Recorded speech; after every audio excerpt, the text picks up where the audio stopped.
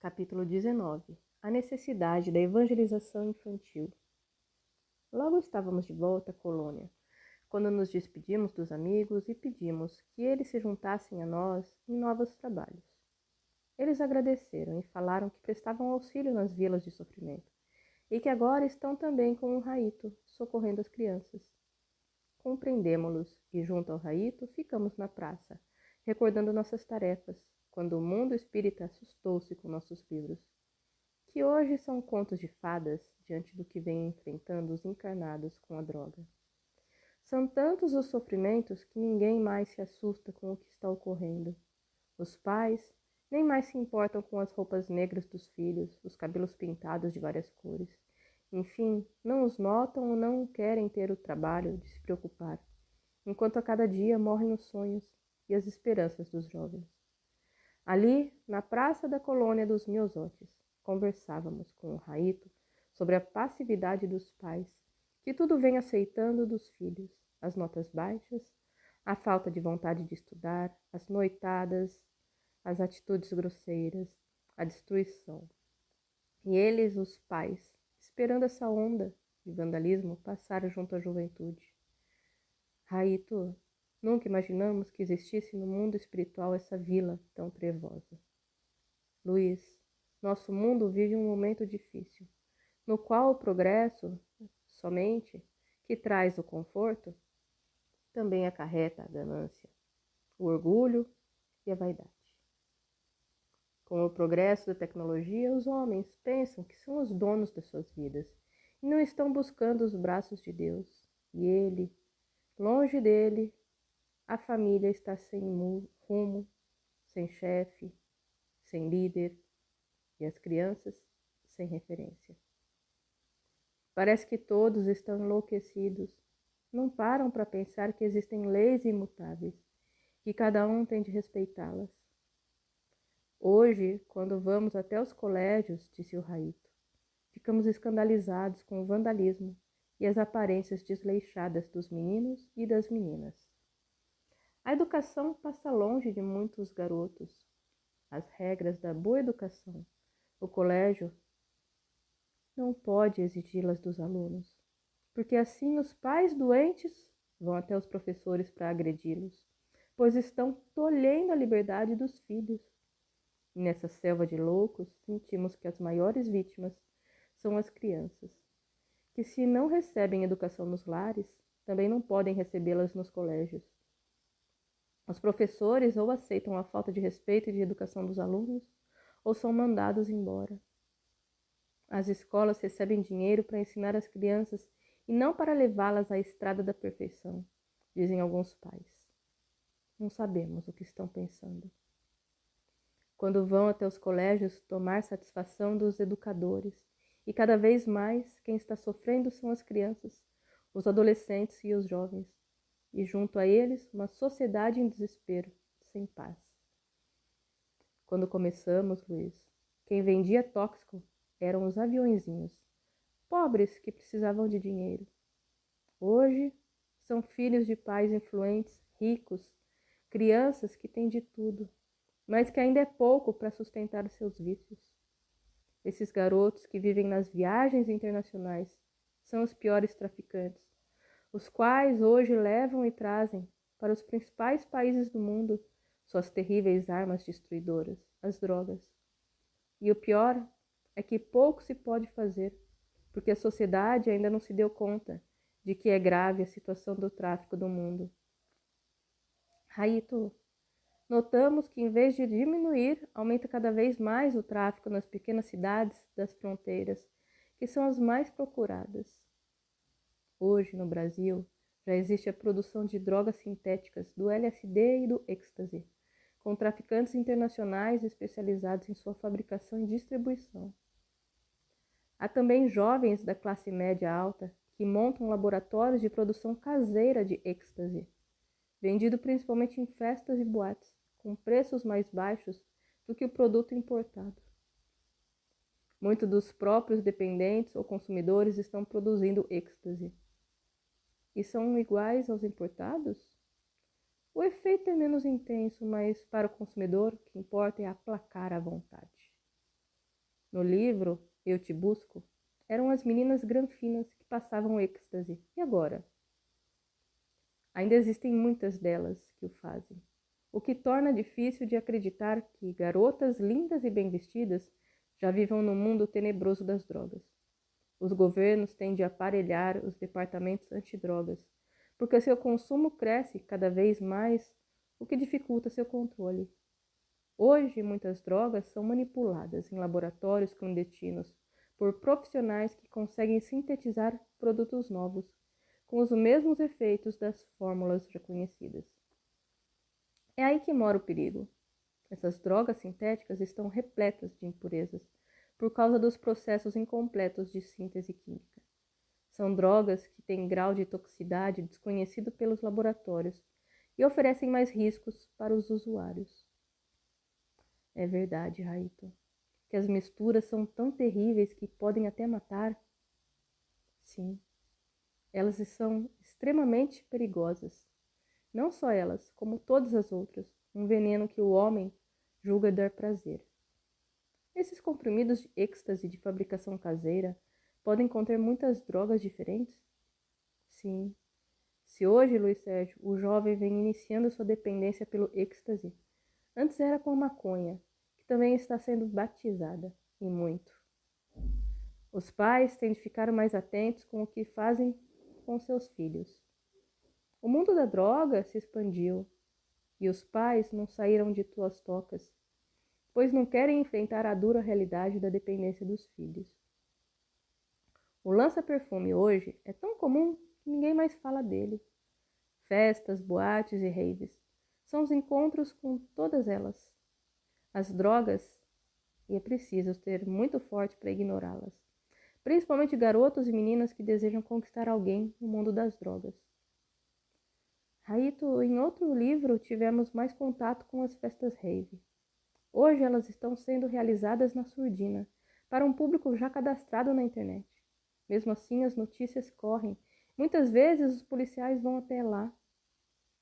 Porém, o que é encontrado nessas festas? O dependente. E ele, coitado, é um doente. O que os policiais podem fazer? Levá-lo ao hospital?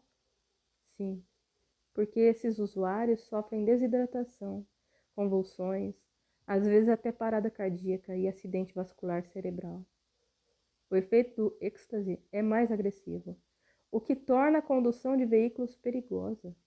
Quando o usuário mistura o êxtase com o álcool ou a droga, sobrecarrega o coração e prejudica o funcionamento do cérebro. Então, até que se desencarnam poucos viciados. Raito, pois eles o consomem como se fosse bala de leite ou de menta. E essas balas estão tomando conta de muitas festas, servidas como sobremesa. O que sentem esses usuários? Dilatação da pupila, aumento da temperatura do corpo, do número de batimentos cardíacos e da pressão arterial, sudorese, insônia, sensação de boca seca e tremores. E isso é aproveitar a vida? Ver a morte de perto? Que prazer existe em passar mal, não é verdade? Sim, Luiz, há gosto para tudo, mas os usuários pedem mais, querem fugir da realidade. Aí eles têm alterações visuais e alguns alucinações terríveis, que de tão intensas parecem levá-los à loucura. Não compreendemos. E isso é prazeroso, Luiz Sérgio. A droga é um modernismo que as trevas levaram e levam até o mundo físico. Até dos umbrais partem essas fórmulas de que estamos falando para você. É de lá. Esses laboratórios clandestinos funcionam sob a influenciação das trevas.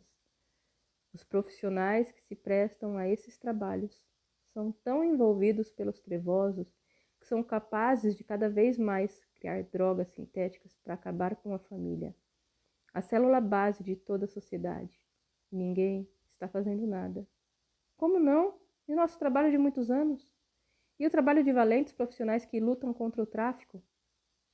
Entretanto, ao homem foi dada a escolha, e ninguém pode obrigar ninguém a largar o vício. Temos de orar para que nossos jovens não se tornem prisioneiros de tóxicos como o LSD, a dietilamida do ácido lisérgico. Ainda bem que é lisérgico e não Luiz Sérgio. Eu, hein?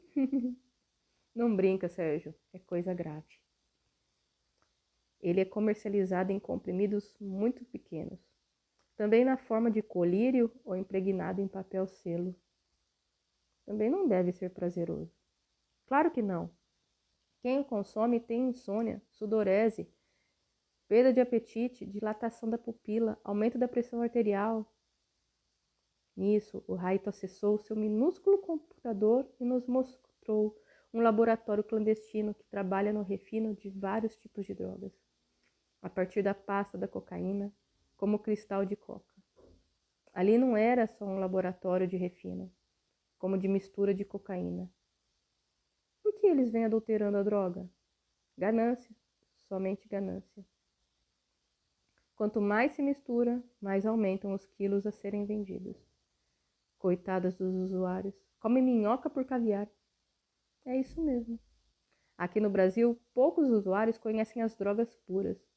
Somente os de mais idade que já sobreviveram a muitas e muitas overdoses. E existe gente que já saiu de uma overdose. E muita. Não se esqueça de que muitos recebem as doses controladas por profissionais que lhe prestam auxílio. Tamanha é sua dependência.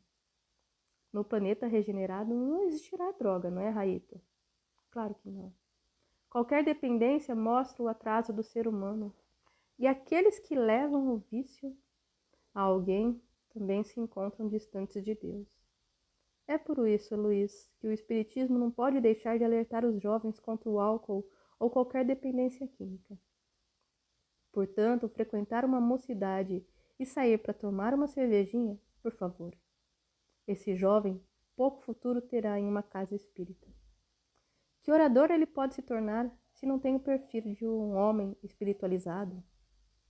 Um jovem que deseja se alistar no exército do Cristo tem de abster-se do que é nocivo ao seu corpo e à sua alma.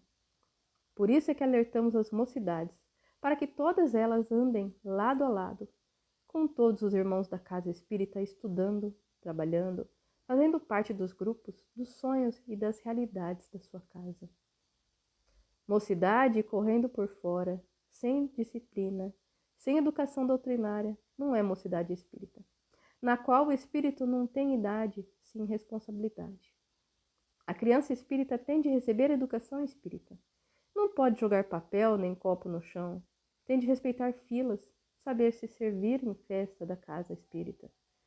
A criança que corre pelo salão, não respeitando o palestrante, não frequenta uma escola de evangelização. Quem educa tem de ser educado.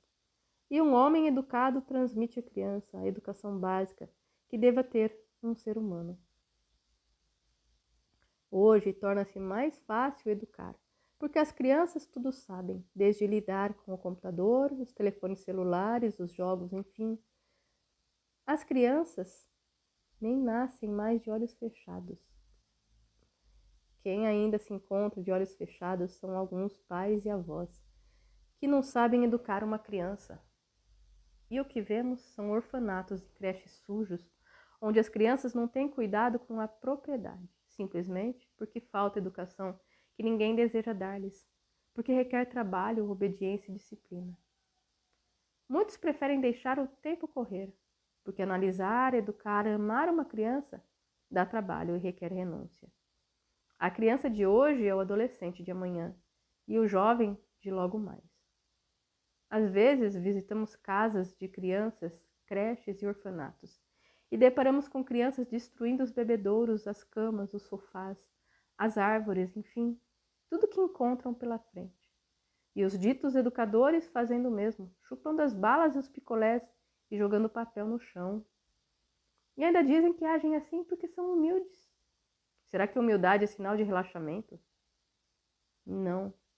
O que os encarregados dessas casas de crianças precisam é de acompanhamento pedagógico, através do qual educadores educa-se para educar. E ninguém pode educar se não conhece as regras do respeito ao próximo e às propriedades. Raito, parece um sonho a gente encontrar um lugar onde as crianças se comportem como pessoas educadas. se nem em alguns lares de pessoas ricas elas têm educação. Não estamos falando só das instituições espíritas, como também de casas, que não estão se preparando para abrigar menores. A casa espírita tem um belo material em mãos, o estudo da doutrina. Evangelizando-se a criança, ela ajudará em todos os setores nos quais for preciso. Porém, não trate bem a criança, que ela não respeitará, nem procurará se tornar uma criança boa e educada. Tudo requer trabalho e os espíritas, quando abraçam a doutrina, têm de renunciar a muitas coisas. Uma delas, o comodismo. Todos os idealistas tornaram palpáveis suas obras e nada os fez tombar. Assim devem agir todos aqueles que se propõem a cuidar do bem-estar de pessoas carentes de amor e de coisas materiais. Raito, há tempos você escreveu uma mensagem para os pais. Por que não escreve outra? Luiz Sérgio, se os irmãos mais perto de nós não adotaram nossos conselhos, imagine o público distante. Muitos julgam que seus domésticos são anjos de ternura, que os filhos dos vizinhos é que precisam de educação. Você tem razão. Temos visto cada figura que julga que os filhos são anjos. Se eles soubessem que anjos eles são. Raito, percebemos que sua preocupação está cada vez maior.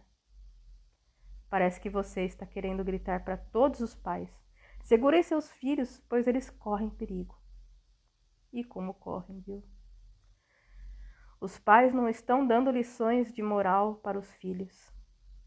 As crianças estão em busca de um consumismo desenfreado.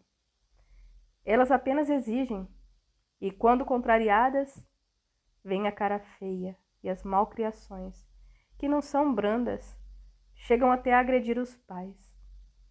Elas estão se tornando consumistas e cada vez se distanciando mais da família, porque o mundo lhes oferece aventuras que elas chamam de adrenalina. Parece-nos falta de responsabilidade com a própria vida, e a sociedade já está se acostumando com as notícias terríveis da juventude sobre a violência contra os jovens, ou praticada por eles, e a família e a sociedade de braços cruzados, esperando ser a próxima vítima. Tem razão, Raito. Como somos atacados por nossos livros serem aceitos pelos jovens e por alertá-los sobre o perigo da dependência. Não compreendemos o que estão esperando acontecer no meio espírita, para que despertem para a realidade dos tempos, quando muitos dos seus próprios filhos estão sendo vítimas da falta de Deus em seus corações. Voltamos a repetir, um jovem espírita tem de refletir nas suas atitudes os postulados da doutrina.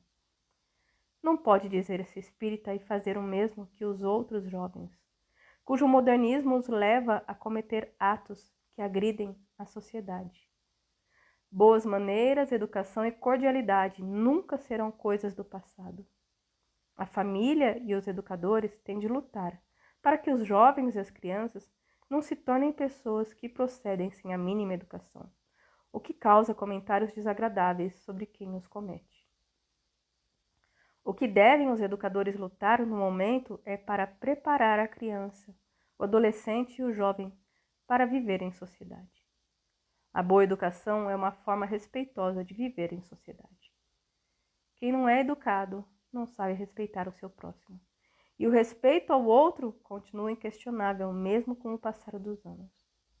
Educar hoje é um dever, principalmente nas casas espíritas, pois onde se estuda a reencarnação, não se pode deixar uma criança, um adolescente ou um jovem sem orientação.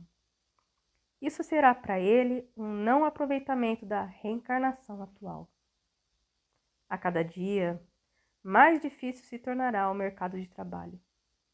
Muitos jovens não sabem hoje o que seja o comportamento social. Quando chega a visita a seus lares, eles correm e se trancam nos quartos e lá fazem a refeição. Não conversam, não sabem cumprimentar ninguém e seu mau humor é conhecido por todos. Como podem galgar um bom contrato de trabalho quando não possuem cordialidade para viver em sociedade?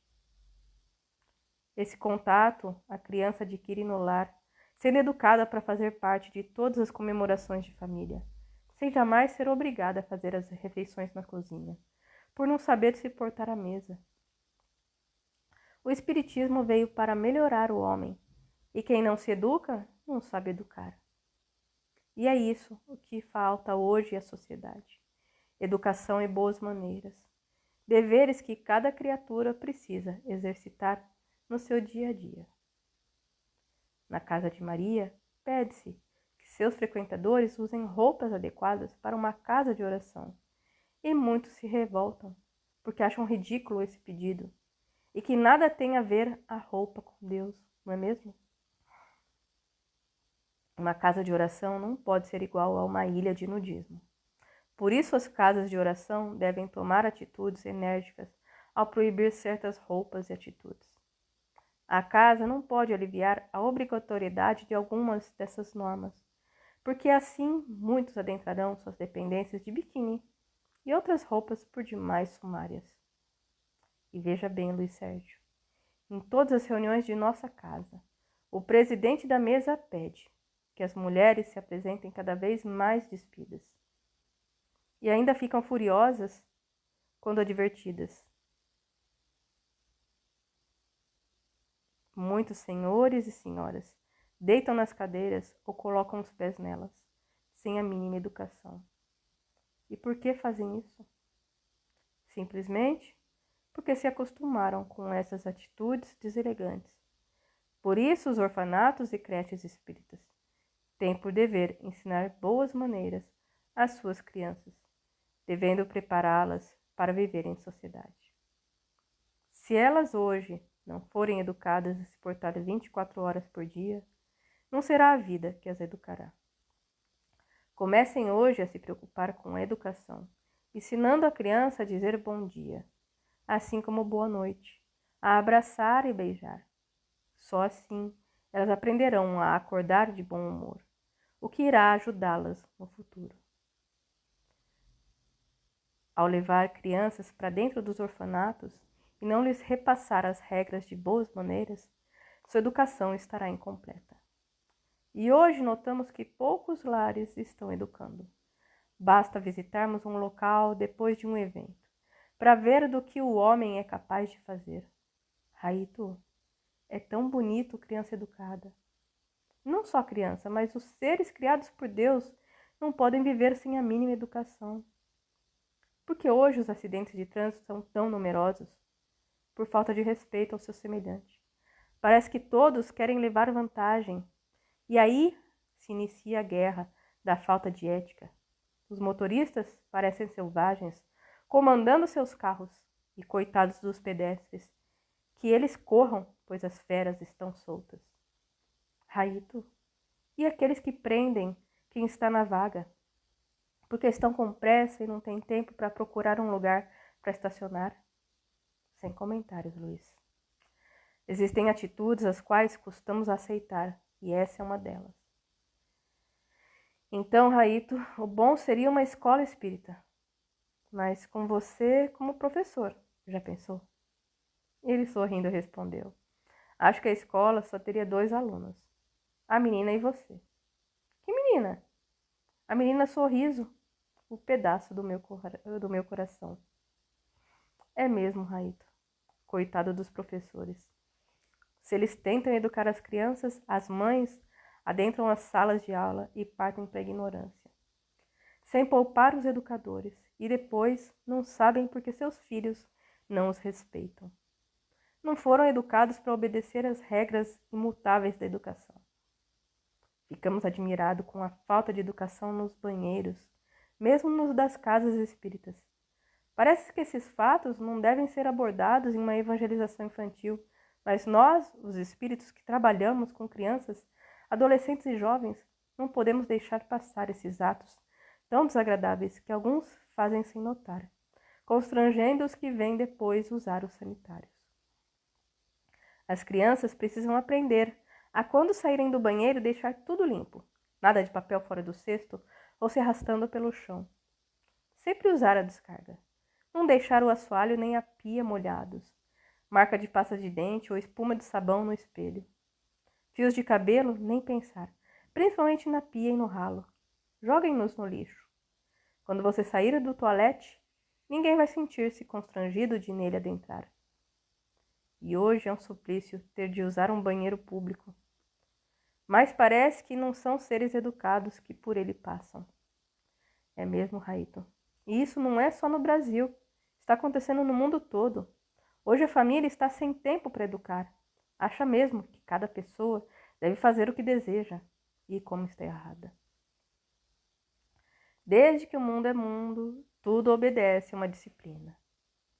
Se o homem não se conscientizar de que tem de respeitar para ser respeitado, logo a própria natureza devolverá a ele, que a está agredindo, tudo o que vem fazendo contra o planeta. Não estamos entendendo.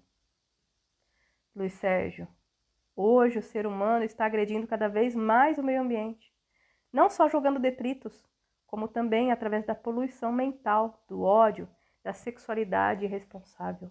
E tudo que compõe o mundo físico tem de viver harmoniosamente. Ninguém pode agredir ninguém, principalmente o homem indo contra o meio ambiente. Hoje, os animais silvestres estão se deslocando para a cidade e junto a eles as doenças. E por que eles vão para as cidades?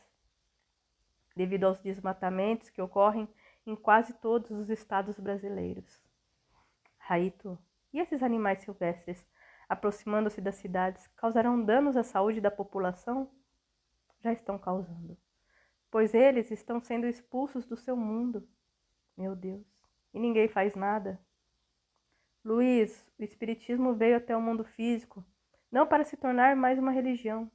Ele veio para trazer para os homens encarnados as orientações do mundo espiritual, educar o homem, revelar o que é a reencarnação, dizer da sua importância ao espírito do homem, os deveres que o ser humano tem para com a sociedade, que ninguém retorna a um novo corpo apenas para ser mais um em uma multidão. Que a reencarnação é o reinício de uma nova vida, cujo alicerce foi iniciado no passado, e que só devemos aproveitar o que foi bem alicerçado. O que não está firme necessita da nossa força e coragem para fortalecê-lo. Porém, o que estamos fazendo com o Espiritismo? Apenas assistindo às palestras, sem conteúdo doutrinário, ou as pessoas vão até a casa espírita somente para tomar passes e desenvolver mediunidade. O Espiritismo não é isso. Ele é a porta do mundo espiritual para onde todos os seres voltarão logo. Torna-se preciso o preparo para esse retorno. E esse preparo é cada alma se tornar melhor. E nada como o estudo sério das obras básicas para a alma ir se desapegando dos seus erros. Contudo, há casas boazinhas, que deixam todos fazerem o que desejam. Isso é, frequentá-las sem compromisso, nada desejando, nem mesmo conhecer a doutrina. Apenas as frequentam para se livrar dos espíritos menores. Mas o Espiritismo não é só isso, não. Ele é muito mais. É um remédio que se toma regularmente. Curar a alma dos defeitos que ela carrega durante muitas encarnações.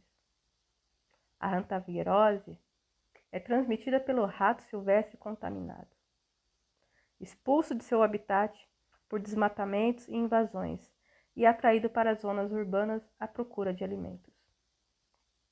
Entretanto, para que isso venha a ocorrer, o frequentador da casa espírita precisa se tornar um espírita verdadeiro, reformulando sua vida, tornando-se mais manso e pacífico, procurando respeitar não só o próximo, mas principalmente a doutrina espírita. A diretoria tem de estar atenta para tudo o que acontece em sua casa, tomando os devidos cuidados com o que os dirigentes de grupo estão transmitindo aos iniciantes, principalmente os livros que estão lendo. Para uma boa orientação, só deve ser admitidas nas casas espíritas as obras básicas, principalmente o Livro dos Espíritos, o Livro dos Médiuns e o Evangelho segundo o Espiritismo. E não se deixar de maneira alguma que os médiuns fantasiem dizendo eu sinto, eu vejo, eu ouço, conscientizando-os de que os médiuns sérios não gostam de falar sobre o que veem nem o que escutam. Eles respeitam tanto a sua mediunidade que são discretos e nunca fazem alarde do seu dom mediúnico. Contudo, os que desejam chamar a atenção sobre si vivem contando o que veem e o que não veem. A doutrina espírita é o Cristo dizendo a todos nós: eu sou o caminho, a verdade e a vida. Se quem deseja se tornar espírita não colocar os pés nas pegadas humildes de Jesus, dificilmente compreenderá a vida como um encarnado, e ainda mais a vida espiritual. E não lendo os livros doutrinários com as revelações sobre a vida e a morte, muitas dirá dos companheiros e da casa que frequenta. Aí, se não atendido, sai em busca de outras, deixando-as sem ao menos dizer obrigado, ou até mais, levando junto a si o ódio e o melindre. Quem tem em seu coração esses inimigos da evolução não se pode dizer espírita.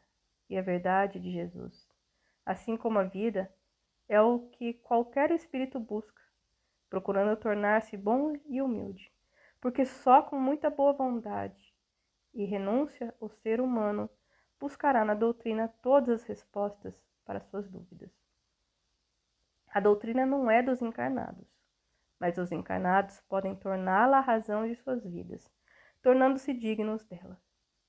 Entretanto, não desejando estudar, não procurando conhecer a reencarnação como ela é, simples, mas verdadeira, o homem jamais se tornará um espírita verdadeiro. Quando dizemos verdadeiro, referimos-nos ao homem que está lutando para se tornar menos avaro, menos egoísta, menos vaidoso.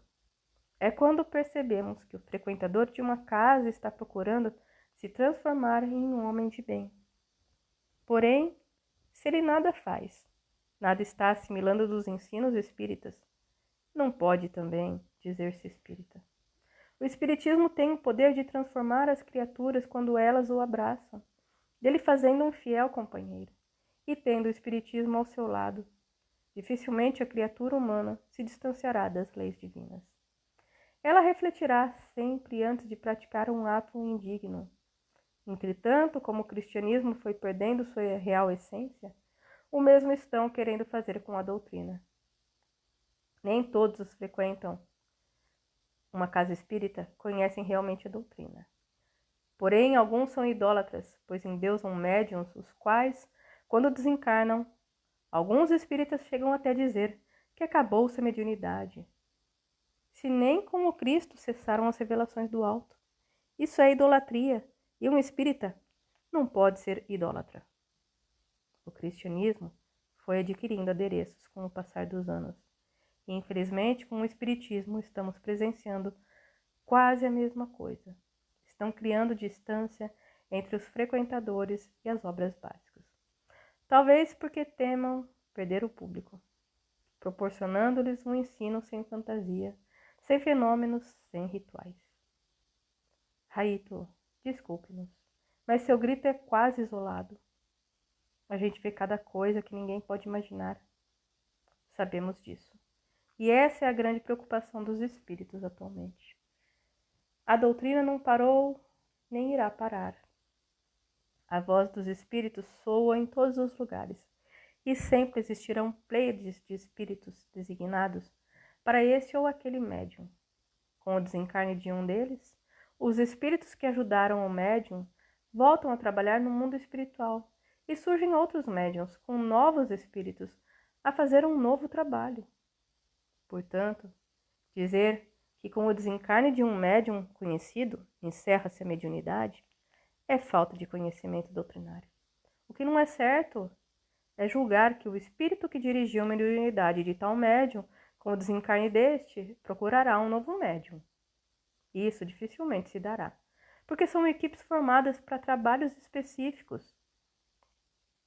Um médium pode receber espíritos que outros médiums recebem, mas não para uma grande tarefa, porque para um certo trabalho foi designado este ou aquele espírito. Entretanto, se hoje surgir um médium, será que ele terá condição de tornar a fazer toda a obra já feita pelo Chico Xavier? Claro que não. Os espíritos que trabalharam com o médium Francisco Cândido Xavier já cumpriram sua missão. Podem dar uma ou outra mensagem através desse ou daquele médium, mas não voltarão a fazer um enorme trabalho, como foi feito por Emmanuel, André Luiz e todos os que trabalharam na grande evangelização do povo brasileiro. Contudo, não podemos dizer que os outros espíritos não têm mais nada a dizer, que Emmanuel, André Luiz e outros já falaram. Se nem os profetas, Jesus ou Allan Kardec tiveram a pretensão de dizer, não aceitem mais nada, pois já falamos tudo. Raito, então, cada médium tem sua pleiade de espíritos protetores ou amigos espirituais? Sim. E é isso que os médiums iniciantes precisam saber para não cair no ridículo, colocando nomes conhecidos nas suas mensagens, porque nada mais deprimente do que as imitações. E hoje é o que mais está acontecendo no mundo globalizado. São as falsificações que sempre são inferiores. Quem desejar usar nomes memoráveis, tome cuidado, porque a doutrina não merece ser atacada por vaidade, por falta de critério de alguns médiuns que brincam com os espíritos. Ninguém quer receber o João Padeiro, e sim o João Evangelista, não é mesmo? Sim. O mundo espiritual tem muitos e muitos espíritos, e muitos deles com tarefas a serem realizadas no mundo físico. Não são os médiuns que escolhem os espíritos que com eles trabalham, são os espíritos que escolhem os médiuns que melhor se assemelhem às suas vibrações. Porém, basta iniciar na psicografia para dizer que a mensagem é deste ou daquele espírito já conhecido nas fileiras espíritas. Isso é vaidade, muita vaidade. E a casa bem dirigida não deixará um médium iniciante colocar nos seus escritos assinaturas de espíritos respeitados na doutrina. É um cuidado que as casas têm de tomar. O entusiasmo de muitos médiuns os leva a se julgar missionários ou escolhidos para grandes missões. E o mundo espiritual deseja apenas humildade e respeito. Ali estávamos com o nosso grande amigo Raito. Paramos para admirá-lo. Quando começamos a chorar, ele nos abraçou e disse: Luiz, seu trabalho tem prestado muito auxílio aos jovens e às famílias. Existe até uma certa paixão por você, o que nos preocupa, mas junto a tudo isso, existem os que combatem os seus livros. Mas queremos que saiba que, para nós, os raiozinhos de sol, você é um dos nossos grandes e leais trabalhadores. Raito, sentimos muita falta de você e de seu grupo. Às vezes, não nos acha indigno do trabalho a nós confiado. Uma das críticas refere-se à simplicidade dos nossos livros. Sabemos disso, Luiz, mas quem assim pensa é porque longe ainda se encontra das obras básicas da doutrina, escritas de uma maneira fácil de ser entendida, sem palavras difíceis. Qualquer pessoa pode ler e compreender as obras básicas, atuais e de fácil leitura. Allan Kardec não complicou os ensinos doutrinários, porque o que vem de Deus é simples para ser belo. Às vezes pensamos, talvez se outro espírito com outro médium tivesse escrito sobre o tóxico, quem sabe assim os livros seriam melhor aceitos por alguns espíritas. Deixa de bobagem, amigo, o tóxico e o que o irmão leva até os encarnados é muito forte para alguns espíritas ortodoxos que não sabem como está o mundo dos seus filhos e dos seus netos. Seus netos leem os seus livros, seus filhos e mulheres também o fazem, mas eles fingem ignorá-los, mesmo tendo na família algum dependente das drogas. Eles acham que não é assunto para os espíritas, agindo do mesmo modo que outra conhecida religião, não querendo se envolver com algo tão sério como a destruição da família. Luiz Sérgio, nenhuma ideia nova é aceita de imediato. Nem mesmo Allan Kardec foi compreendido de imediato. Muitos espíritas do mundo anglo-saxão receberam mal o livro dos espíritos, chegando a usar de linguagem violenta contra os ensinos que Kardec anunciara, principalmente quando tratava da reencarnação. O codificador sofreu muito com essas incompreensões. Foi árdua a sua missão. Ele não foi compreendido nem mesmo por alguns de seus colaboradores mais próximos, muito menos por outros que se diziam espíritas, mas não desejavam mudar, por serem prepotentes e pseudo-sábios. Todos os que vão até o plano físico levando algo novo, ainda incompreensível para os encarnados, no início têm de sofrer, porque não contarão com a compreensão e o apoio de todos. Allan Kardec não esmoreceu, e a reencarnação, tão combatida, aí está. Só ela dá resposta precisa a tudo que o homem não sabe explicar ou compreender. Até hoje, os detratores do Espiritismo atacam Allan Kardec, porque ele é luz demais para o mundo das trevas. Kardec não foi perfeitamente compreendido pelos homens do seu tempo, e muito sofreu, mas nem por isso atacou ninguém ou deixou de terminar sua obra, que hoje ilumina os homens de todas as partes do mundo. Allan Kardec, o codificador do Espiritismo, é um arauto do Senhor, cuja voz é sussurrada em todos os cantos do planeta e que ninguém é capaz de dispersar, porque ele foi o escolhido, o ungido de Deus. Você, Luiz Sérgio, não deve se preocupar, porque em muitas casas espíritas nas quais seus livros não são vendidos, a pureza doutrinária está só na letra. O estudo da doutrina não existe. O silêncio e a disciplina nessas casas estão bem longe do que ensinam os espíritos. E a educação, a ética espírita, onde ficam? Na crítica, na inveja, nos ataques? Na falta de humildade? Para entender certas atitudes, o que o irmão tem de fazer é continuar sua obra, porque é verdadeira e se perpetuará. Disso tenho certeza. Raito, adorei ter ficado com você. Sabemos disso. Por isso pedimos aos amigos que o deixassem aqui. Não estávamos podendo ir até o irmão, pois temos de fundar hospitais colônias de ajuda aos encarnados, porque o mundo físico viverá horas bem tristes, tantas e tamanhas as tragédias que ocorrerão. Nisso, Sarita, uma jovem muito bela de seus 19 anos, chegou até nós e chamou o Raito. O Dr. Yang desejava sua presença no pavilhão 9, e para lá nos dirigimos, pois fomos convidados por ela para acompanhá-lo. O Dr. Yang recebeu-nos e nos levou a uma enfermaria, onde algumas adolescentes e jovens se encontravam em estado desesperador. Não entendíamos o que havia acontecido àquelas meninas, quando a auxiliar do Dr. Yang informou-nos.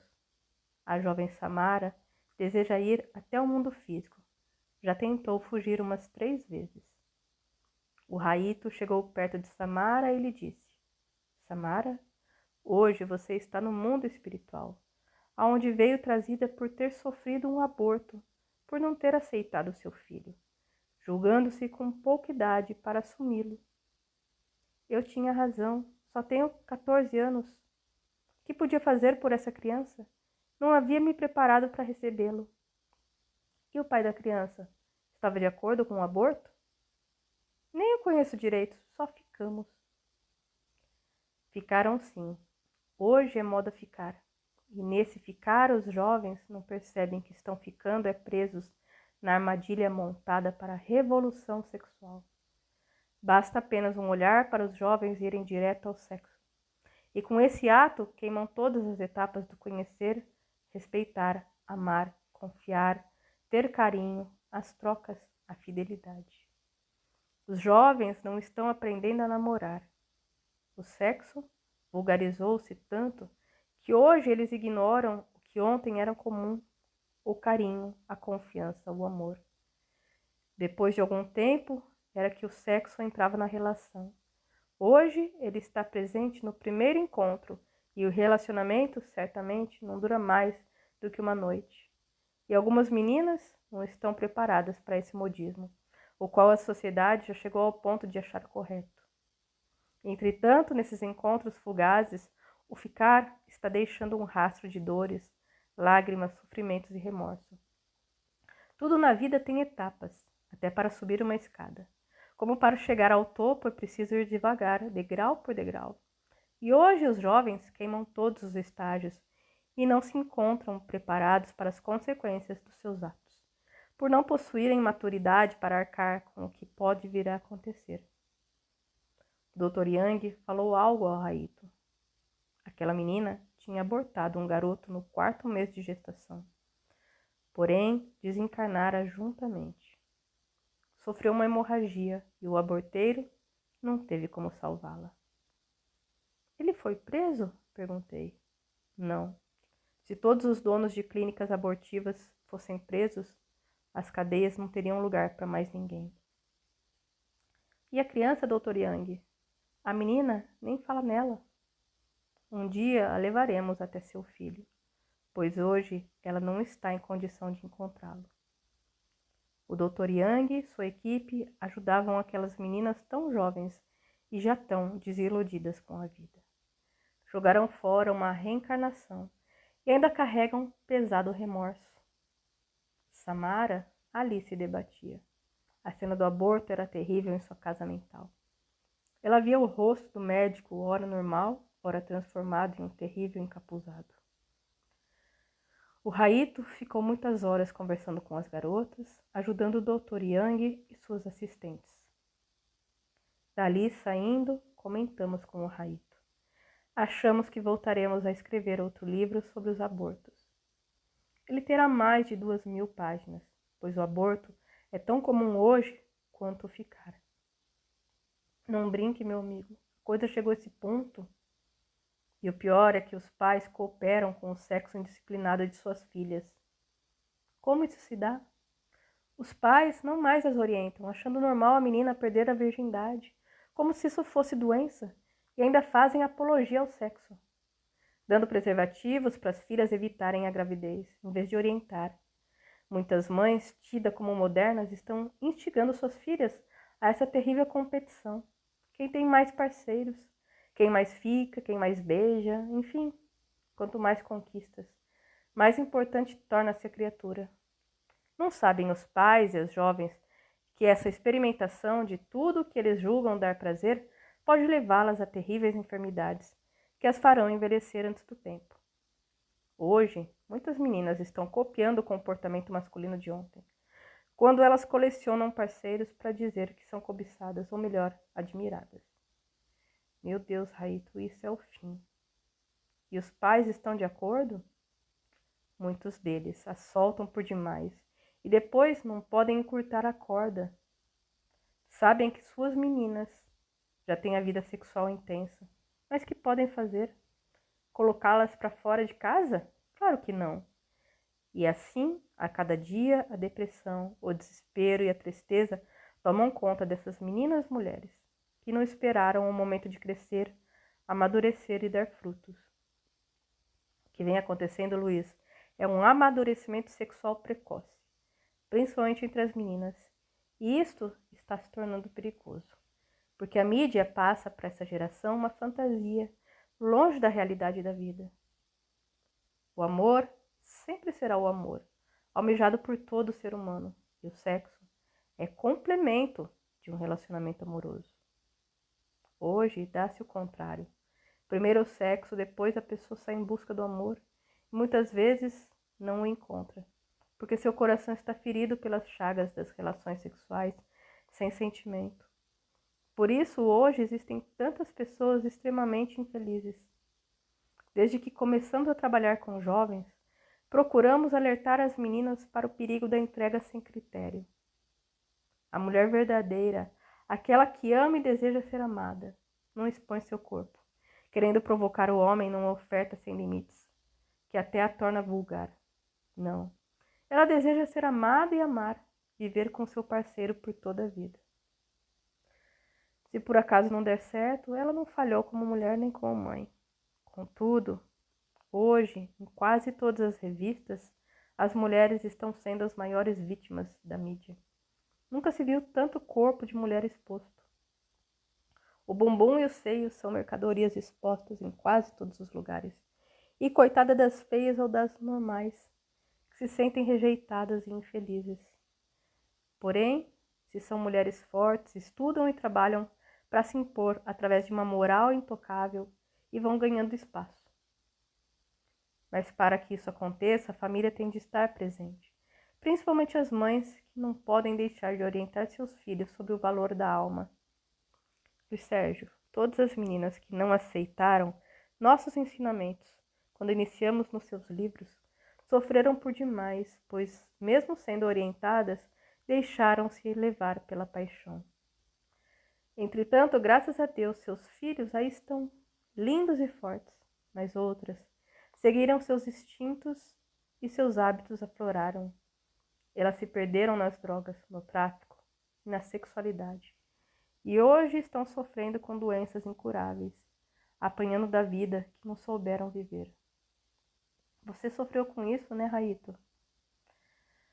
Ainda estamos sofrendo, pois não é fácil presenciar meninas que tinham tudo para ser felizes e se afundaram no charco da dor e do desespero.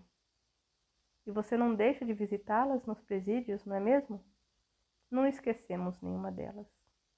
Sempre que podemos, vamos aos presídios e às sarjetas ajudar os párias de uma vida sofrida. São crianças que aprendemos a amar, às quais jamais deixaremos de prestar auxílio.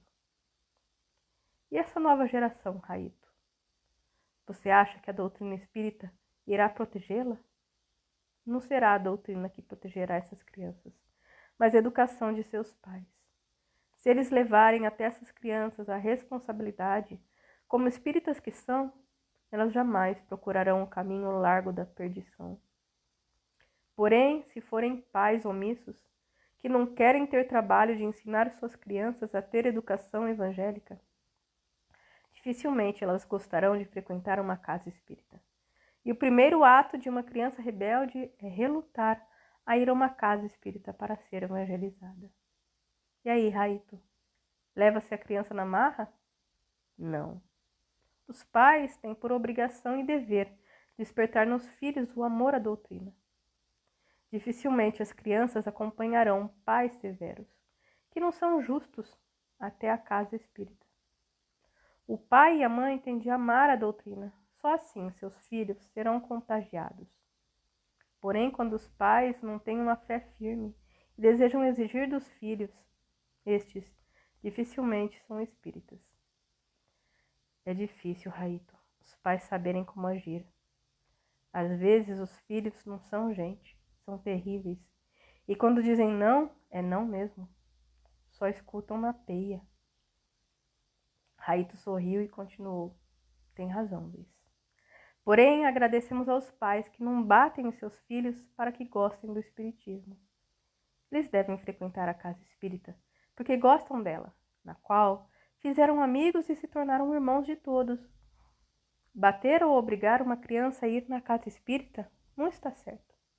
O que os pais podem fazer é reunir a família e dizer: todos os domingos iremos até a casa espírita orar com Deus. Não aceitamos que ninguém, até completar 18 anos, diga não. Enquanto estiverem sob a nossa guarda, exigimos que nas manhãs de domingo todos oremos ao Senhor. Não queremos desculpas, porque se isso vier a acontecer, tomaremos outras providências, tenho certeza disso. Isso não é obrigar, Raito. Não. Em um lar disciplinado, todos têm direitos e deveres. E um dos mais belos deveres é orar. E quem ora, fala com Deus. Se em outras religiões é exigido o comparecimento de toda a família à igreja nos domingos, por que só na espírita a mulher não deseja ir? Assim como os filhos. Ou outras vezes a mulher vai e o marido não. Raito, achamos difícil juntar a família para ir até o centro espírita orar. E depois, não são todas as casas espíritas que têm prece aos domingos. Mas deveriam ter. Nem que fosse uma prece rápida. Vamos dizer que seja o culto no Evangelho do Lar, no qual a família deve orar junto, porque só na doutrina vemos homens que se dizem espíritas, mas têm horror de ir a um centro espírita. Ou o marido é atuante na casa, mas a mulher só adora um passe, não gostando de frequentar a casa. Assim também os filhos. os quais só procuram o centro quando estão precisando, principalmente quando estão se preparando para o vestibular. Nenhuma família pode viver sem orar, sem agradecer a Deus a vida que Ele nos ofertou. Temos famílias que dormem, acordam e assim vão passando os dias sem fazer uma única oração. A oração que conhecem é a busca dos prazeres da carne e dos bens materiais. Começamos a rir. O Raito olhou firmemente e perguntou: por que o riso? Raito, na casa de Maria existem muitas mulheres, cujos maridos oram e trabalham junto a elas. Contudo, os maridos de outras senhoras que lá trabalham nem aparecem, mas elas são dedicadíssimas. Acreditamos que eles tenham medo de nós, de que possamos revelar algo de suas vidas. Ou será que eles pensam que somos a alma do outro mundo? Você é, Luiz Sérgio, ou melhor, somos alma do outro mundo, graças a Deus. Rimos muito, pois o Raita nos contou muitos casos de medo dos encarnados e também como alguns espíritos têm pavor dos encarnados. E eles têm razão, não é fácil esse convívio. Muitas vezes os encarnados não nos deixam em paz, julgando que tudo fazemos e pedem cada coisa de arrepiar. Estávamos ali, conversando e confessamos que não gostaríamos que o tempo passasse tão rapidamente. Era o nosso respeito pelo Raito, nosso amado Enoque. Luiz, estamos achando-o mais tranquilo, feliz. Ultimamente o irmão estava triste, quando se envolveu com os encarnados, e agora sentimos que amadureceu e muito. Também, há quantos anos já estamos no mundo espiritual? Temos de colocar em prática tudo que aqui aprendemos. Às vezes sou atingido, mas temos amigos como você que não me deixam fraquejar. O que mais me entristece são os disse-me-disse. Não me sentimos bem, pois não acredito que alguém possa levantar uma obra não sabendo respeitar aqueles que passaram por suas vidas, dos quais muitas vezes diversos favores foram recebidos. Quem não tendo que falar bem, por favor, evite falar mal, fica quieto. Quem vive atacando este ou aquele, o faz por temê-los, não por ter o que fazer. O Raito nada disse e compreendi. Francisca Teresa recomenda que nunca se revide uma ofensa, afirmando que benditos são os que a recebem e que oremos por nossos ofensores, para que um dia nos apresentemos melhores diante de seus olhos, para que eles nos amem um pouquinho mais. Deus não deseja a separação dos seus filhos. Francisca Teresa, só a irmã pode falar de amor. O Raito ficou pensativo. No seu semblante refletiam-se as palavras de Francisca Teresa. Ele nos disse: Luiz Sérgio, vou lhe dar um presente. Oba, um presente, o que é? Sabemos que você o adorará. Acompanhe-nos. Que é, Raito? Acompanhe-nos. E assim o fizemos. Se nada disso é verdade, por que amar o Cristo? Sacrificar